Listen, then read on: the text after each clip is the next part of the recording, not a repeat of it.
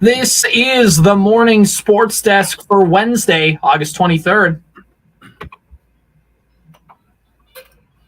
All right, Corey. Well, the Twins had won 2 out of 3. They were against Pittsburgh. They had an off day. They were ready to go. 6 games up in the division.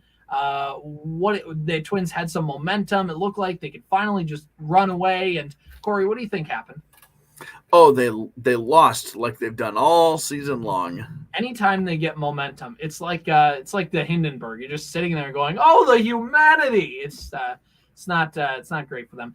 They lost 7-3 yesterday. The big thing was the Twins had a 3-2 lead after 5 innings. Going into the bottom of the 6th inning, the Twins took out Bailey Ober, and they brought in Dylan Floro. Dylan Floro proceeded to give up 5 runs in the inning. He finished the inning, he wasn't pulled, gave up 5 runs, and the Twins lost 7-3. Send his ERA to the moon. Yeah, poor Rocco, letting him sit out there and just having that thing shoot up. Now, in his defense, I didn't see the play, but I heard the radio call and heard people talking about it online. There was a ball that hit off the glove of Correa that probably should have been a double play, which would have made the game look a little bit different.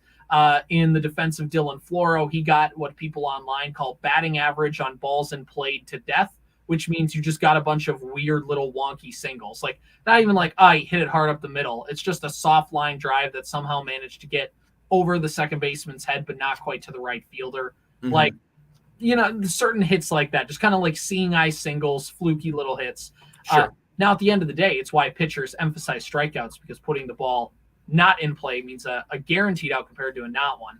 And it's why hitters will just say, put the ball in play and just try and see what happens, and theoretically get something like that. But so the big question of the day is, now that we've kind of laid out the context of the game, Corey's, Rocco got a lot of fire on social media yesterday for pulling Bailey Ober, who was throwing a decent game by all things considered. Pitch count was at 84 when he got pulled. He pitched 5 innings of 2-run ball, gave up a 2-run home run to Willie Adames, gave up a couple base running jams in the game, but was able to get out of them for the most part. Do you think that he should have been in the game longer, or do you think that, there's still a ways to go before we get to the end of the year? We got to save him kind of mentality? Where do you sit on that? I know it's a 1-game thing. We're trying not to judge it based on 1-game increments, but do you think that's just one where it's like you let the guy go? In a vacuum of 1 game, I mean, yeah, you said 84 pitches. They were up 3-2, right? Is that what you said? The Twins were, yeah. The Twins were up 3-2. So, yeah, in a vacuum, you let him go again because he's in a really good spot. When you take just a step and a half back, you don't even need a 30,000-foot view of this one. Mm-hmm. Bailey Ober's thrown more innings of baseball this year than he ever has in his entire career. He's very important to what they're trying to do and will continue to be very important to what they're trying to do. And it's going to be crucial that he has innings left in that arm in a month. Yeah. In 3 weeks, in 4, in 5, in 6 weeks even, once we start getting to some playoff things. So was it a quick hook from Rocco? Yeah, but I don't hate it. I don't hate the decision. Right, and I think that's where I'm at in this camp, because it's like you said, he's thrown more innings this year than he ever has in his entire life. And keep in mind, he was hurt for a lot of last year. So it's not even he hasn't thrown that many innings before, but he was pretty close last season. He's slowly ramping up. I mean, he threw 50 innings last year? It's not a ton. If I'm not mistaken, he reached he's never thrown this many innings in his career, a month ago. Yeah.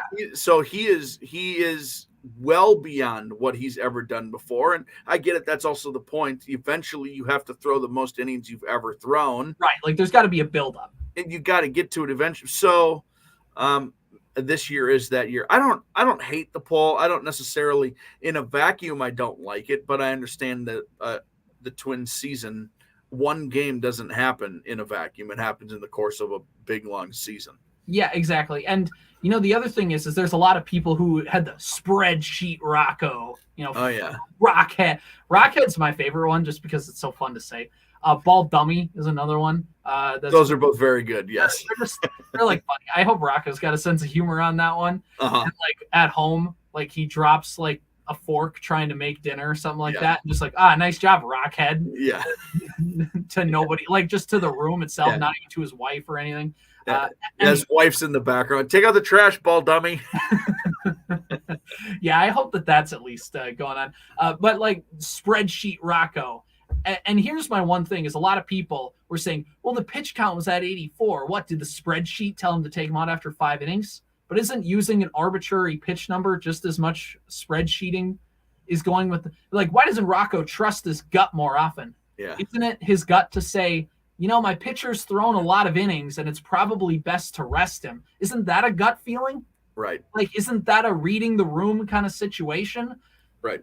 And here's the thing about the people who are mad, like, well, it's only 84 pitches. He's not even to 100 yet. 5 years ago, those same people were saying 100 pitch limit. What is it? Nolan Ryan used to throw 160. Yeah. I mean, it's like, I get it. Baseball's not the same as it was. And like, part of that's like, I'm not saying that it's better or worse. I'm just saying like it's just a little bit different now. And it's a little bit different, and it's really important to understand we're the same people who are like, why wouldn't you do anything you possibly can to win every single game? And then an organization, an entire sport decides, you know what? That's actually a good point. We are going to give ourselves the very best chance we can to win every single game.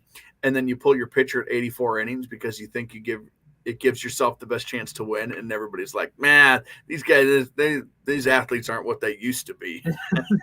Well, can't have it both ways. And here's the thing. So there's my defense of the Twins. My rip of the Twins is, boy, it sure would have been nice if you traded for another bullpen arm at the deadline, huh? Yeah, fair. Like, that's my rip of the Twins. Like, we can sit here and say, like, Ober did this, Ober did that. My one critique is, Dylan Floro was your only bullpen addition. And, compared to Jorge Lopez, sure, he's an improvement. But, Jorge Lopez hadn't exactly lit the world on fire with during his Twins tenure. So, like... Can I ask a big picture thing about bullpen arms? Because I just don't know this, and I'm not questioning your point by any means. Yeah. But,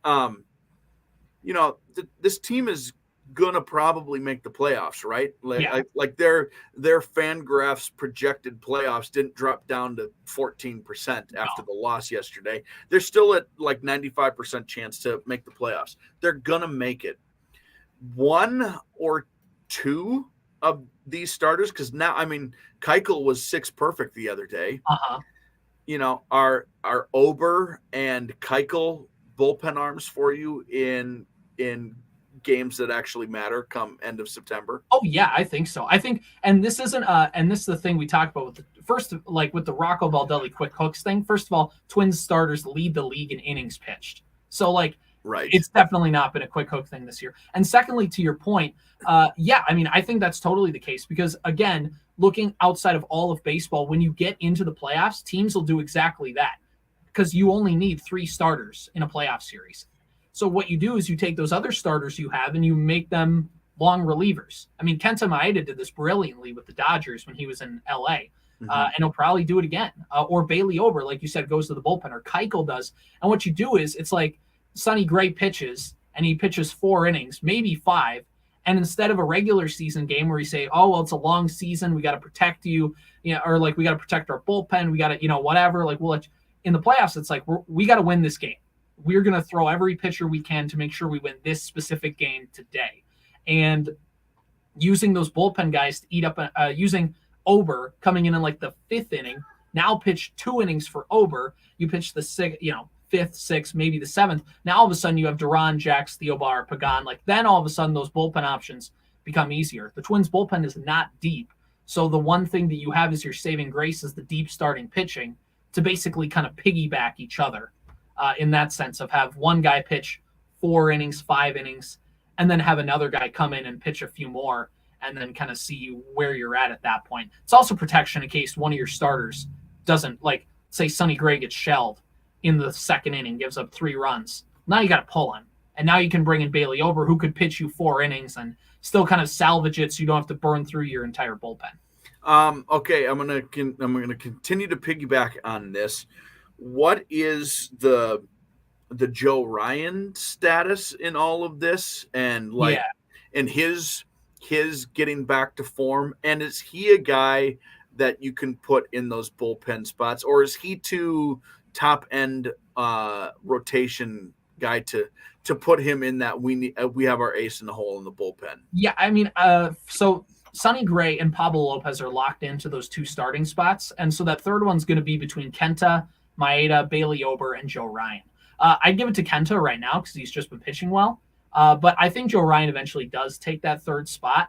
But he's kind of like that third or fourth guy right now on this Twins rotation. He's going to come back at some point this week, and I think the Twins have hinted, they haven't confirmed it, but I think the Twins should go with a 6-man rotation for the sake of Bailey Ober getting to pitch less innings and giving him 1 extra day, kind of maybe give him 1 less start, save him a little bit there. Also, it helps Joe Ryan get a little bit of rest, helps Kenta back. Like, everybody in the rotation gets an extra day of rest, and you can mix in Joe Ryan while also giving Dallas Keuchel another start or 2, which he's earned after throwing 6 1/3 perfect innings. So, yeah, I think that's the case of Joe Ryan. I think he does eventually get into that third spot, but Joe Ryan being your first option out of the pen in game 1 after Pablo throws 5 shutout innings is nothing to laugh at. I don't know what's normal because I can't see the entire calendar in front of me, but the Twins do have an off day on the 31st of August. And then in September, they only have 3 off days. They had 3 off days 4 off days in August. They only have 3 off days in September. Yeah, that 6-man rotation's in play there, isn't it? I think it's very much in play. And the Twins have a roster. I mean, the rosters open up to 28 players in September. So the Twins will theoretically have an extra pitcher.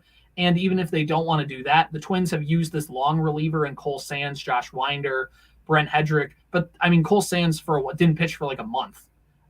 Because with a long reliever, it's only in case a starter blows up. And the Twins really haven't had any starters blow up. So you haven't really needed a long reliever to come in. So you could theoretically use that spot on an extra guy in the rotation. So, yeah, I think it's something like that. Okay. Corey, Kirk Cousins had a few days off apparently over the last handful of days. And did you know what he did with that time off? Yeah, he was around, wasn't he? He was around. Yeah, apparently, this is according to bringmethenews.com. Kirk Cousins visited the Brainerd Lakes area. It's a rite of passage, according to the article, for many people in the Twin Cities to spend some time during the summer in the Brainerd Lakes area. Yeah, it's crazy. Wow, breaking news from Bring Me the News. Yeah, exactly. So he drove up to Brainerd. He was in Nisswa. He was on Gull Lake. He was at, I think, Grandview Lodge, although Kirk Cousins seems like a Breezy Point kind of guy, don't you think? Well, I think he was also there. This is a third-hand story that I heard yesterday that there's a teacher in the listening area. I'm trying to be vague about this on purpose. A teacher in the listening area who lives over in that Breezy area, and this teacher's child found out that Kirk was going to be nearby, and it made it his day's mission to find Kirk, and he did. Found him, got a picture, got an autograph, got all the whole. Where in the Brainerd Lakes area is Kirk Cousins? Like that. Exactly. He also was at Thielen Meats in Little Falls and tagged Adam Thielen. Hilarious. Because that's what you have to do. He was also at the Brainerd Coles. Of course, pretty he and his wife have so many Coles bucks. It's ridiculous. He's swimming. Apparently, a fan gave him a gift card for his birthday, which was at the preseason game. Gave him a Coles gift card, and he put on his Instagram stories like, "I'm using this. Thanks, fan." That's awesome. All right. Well, yeah. So Kirk Cousins in the Brainerd Lakes area. It's that's a pretty on brand for Kirk Cousins. He's just a regular old guy, just like us. He just happens to play quarterback really, really well and make $30 million. But other than that, that's not even a joke. He literally is just like us. He just hashtag one of us. pretty darn cool that he was up around this area and this kind of generalized northern Minnesota area over the last few days. This has been the Morning Sports Desk for Wednesday, August 23rd. 7:31 on KWAD. Here's MNN News.